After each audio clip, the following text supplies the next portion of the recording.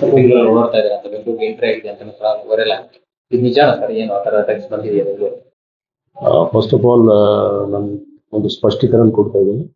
ಆ ಪರ್ಟಿಕ್ಯುಲರ್ ಏನು ವಿಡಿಯೋ ಇದೆ, ಆ ವಿಡಿಯೋ ಸಂಬಂಧಪಟ್ಟ ಯಾರು ವ್ಯಕ್ತಿದು ವಿಡಿಯೋ ಇದೆ, ಆ ವ್ಯಕ್ತಿ ನಮ್ಮ ಪೊಲೀಸ್ ಅವರು ವಶಕ್ಕೆ ತಗೊಂಡಿದ್ದಾರೆ. ಅವ್ರದ್ದು ಮೆಡಿಕಲ್ ಟೆಸ್ಟ್ ಕೂಡ ಮಾಡಲಾಗಿದೆ. ಮೆಡಿಕಲ್ ಟೆಸ್ಟಲ್ಲಿ ಯಾವುದು ಡ್ರಗ್ದು ಯಾವುದು ರಿಪೋರ್ಟ್ ಬಂದಿಲ್ಲ.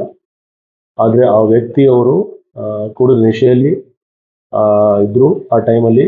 ಜೊತೆಗೆ ಅವರು ಕೆಲವು ಮೆಡಿಸಿನ್ ಕೂಡ ತಗೊಂಡಿದ್ರು, ಆರ್ಥರೈಟಿಸ್ ಮತ್ತೆ ಇನ್ನಿತರ ಯಾವುದು ಹೌದು ಅದರದ್ದು ಸಂಬಂಧಪಟ್ಟ ದಾಖಲಾತಿ ಇದೆ. ಅವರು ಇದು ಈ ಮೇಲ್ ನೋಡಿದ್ರೆ ಗೊತ್ತಾಗಿದೆ.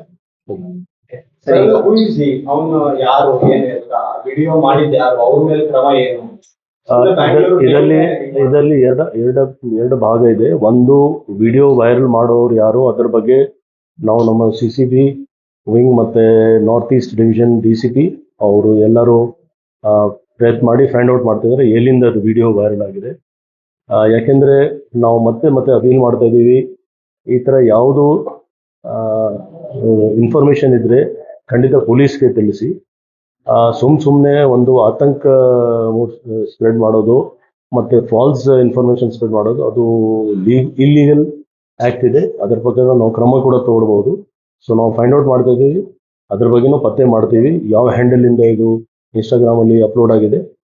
ಮತ್ತೆ ಅದಕ್ಕಿಂತ ಮುಖ್ಯವಾಗಿ ಕೆಲವು ರೆಸ್ಪೆಕ್ಟಬಲ್ ಪರ್ಸನ್ಸ್ ಆಫ್ ಸೊಸೈಟಿ, ಸಮಾಜದಲ್ಲಿ ಕೆಲವು ವ್ಯಕ್ತಿಯವರು ಇದ್ದಾರೆ, ಅವರು ಕೂಡ ಇದಕ್ಕೆ ಶೇರ್ ಮಾಡಿಕೊಂಡು ಯಾಕೆಂದರೆ ನೀವು ಅಥವಾ ಯಾರು ನಾವು ಇದಕ್ಕೆ ಸ್ಪಷ್ಟೀಕರಣ ಕೊಡಲಿಕ್ಕೆ ನಮಗೆ ಫಸ್ಟ್ ಮೆಡಿಕಲ್ ರಿಪೋರ್ಟ್ ಬೇಕು. Without medical report, without verification, without fact finding ಸುಮ್ಮನೆ ಈ ಥರ ಒಂದು ಕೆಟ್ಟ ಹೆಸರು ತರಲಿಕ್ಕೆ ಅಥವಾ ಯಾರ ಬಗ್ಗೆ ಈ ಥರ, ಅವ್ರು ಕೂಡ ಒಬ್ಬ ಮನುಷ್ಯ, ಆ ಮನುಷ್ಯ ಬಗ್ಗೆ ಈ ಥರ ಮಾಡಿದರೆ ಖಂಡಿತ ಅವ್ರಿಗೆ ಕೂಡ ಕಾನೂನಿನ ಅವಕಾಶ ಇದೆ ಒಂದು ಕಂಪ್ಲೇಂಟ್ ಕೊಡಲಿಕ್ಕೆ.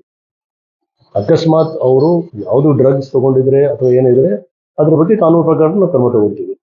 ಬಟ್ ಸುಮ್ಮನೆ ಒಂದು ಹೆಸರು ಹೇಳಿ ಈ ಥರ ಬೇರೆ ಕಡೆ ಆಗಿದೆ, ಇದು ಬೆಂಗಳೂರಲ್ಲಿ ಇದು ಸತ್ಯಕ್ಕೆ ದೂರ ಅಲ್ಲ.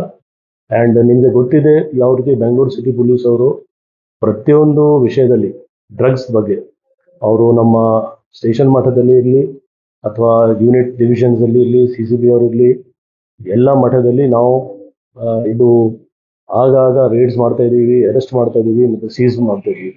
ಸೊ ಈ ವಿಷಯ ನಮಗೆ ಗಮನಕ್ಕೆ ಬಂದ ತಕ್ಷಣ ನಾವು ಯಾರು ವ್ಯಕ್ತಿಯವರ ಆ ವ್ಯಕ್ತಿಗೆ ವಶಕ್ಕೆ ತಗೊಂಡಿದ್ದೀವಿ. ಆ ವ್ಯಕ್ತಿಯು ಮೂಲತಃ ಇಲ್ಲಿಯವರಲ್ಲ, ಇಲ್ಲಿ ಅವರು ಕೆಲಸಕ್ಕೆ ಬಂದಿರೋ 3 ತಿಂಗಳ ಹಿಂದೆ ಅವ್ರಿಗೆ ಸ್ವಲ್ಪ ಆರೋಗ್ಯ ಸರಿ ಇಲ್ಲ.